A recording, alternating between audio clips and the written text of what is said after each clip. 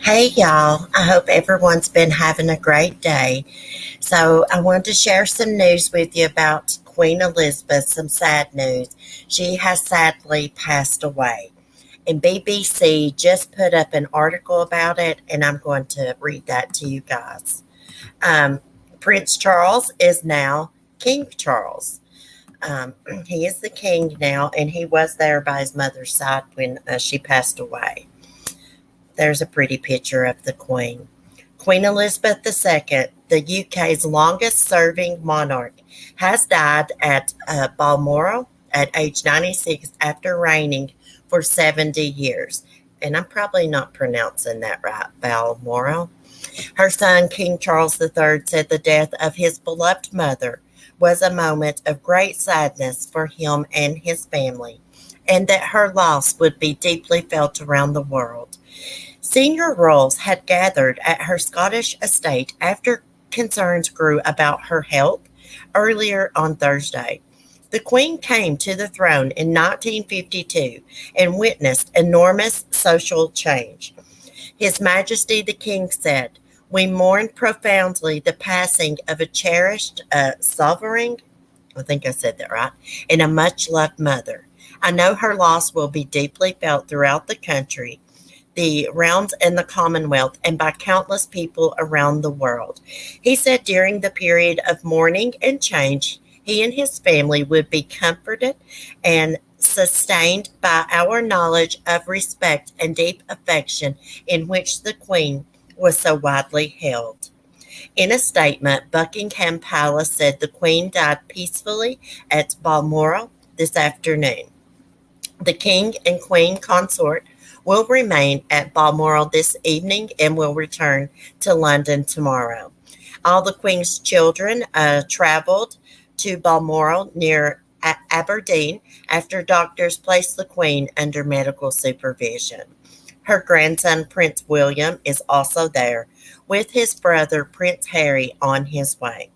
Prime Minister Liz Truss, who was appointed by the Queen on Tuesday, said the monarch was the rock in which modern Britain was built, who had provided us with the stability and strength that we needed.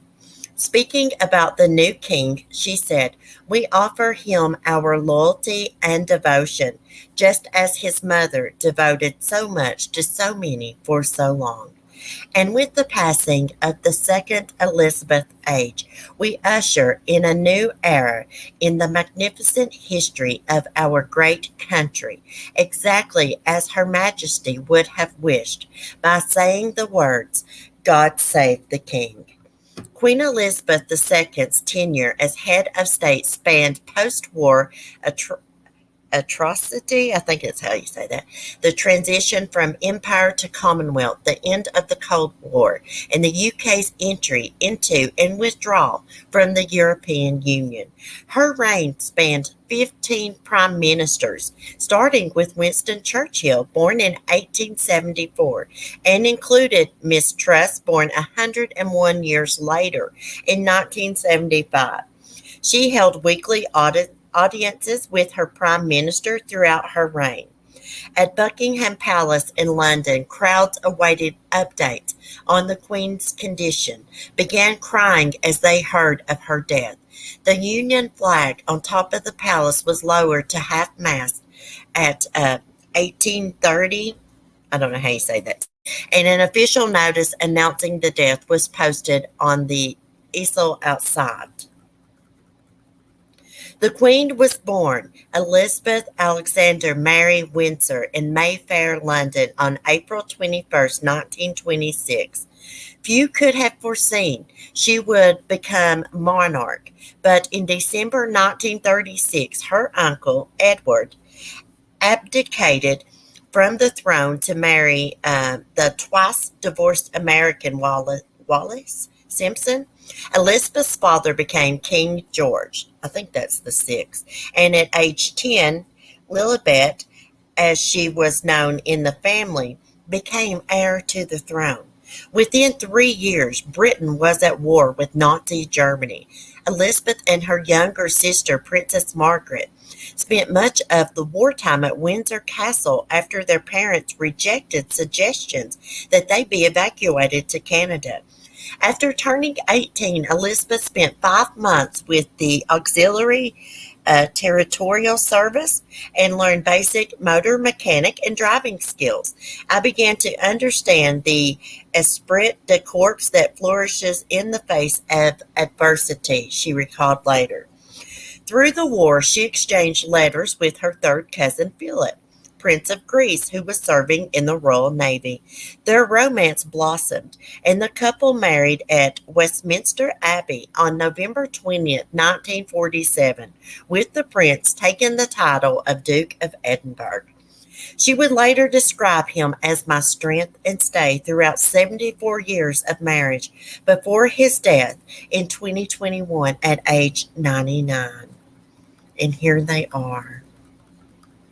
What a sweet couple. Their first son, Charles, was born in 1948, followed by Princess Anne in 1950, Prince Andrew in 1960, Prince Edward in 1964. Between them, they gave their parents 8 grandchildren and 12 great-grandchildren. Princess Elizabeth was in Kenya in 1952, representing the ailing king, when Philip broke the news that her father had died. She immediately returned to London as the new queen. It was all of a very sudden kind of taking on and making the best job you can, she later recalled. Elizabeth was crowned at Westminster Abbey on June 2nd, 1953, at age 27, in front of a then record TV audience estimated at more than 20 million people. Subsequent decades would see great change with the end of the British Empire overseas and the swinging 60s sweeping away social norms at home. Elizabeth reformed the monarchy for this less differential age, engaging with the public throughout walkabouts, royal visits, and attendance at public events. Her commitment to the Commonwealth was a constant. She visited every Commonwealth country at least once. But there were periods of private and public pain. In 1992, the Queen's Annus Horribilis fire devastated Windsor Castle, a private residence as well as a working palace. And 3 of her children's marriages broke down.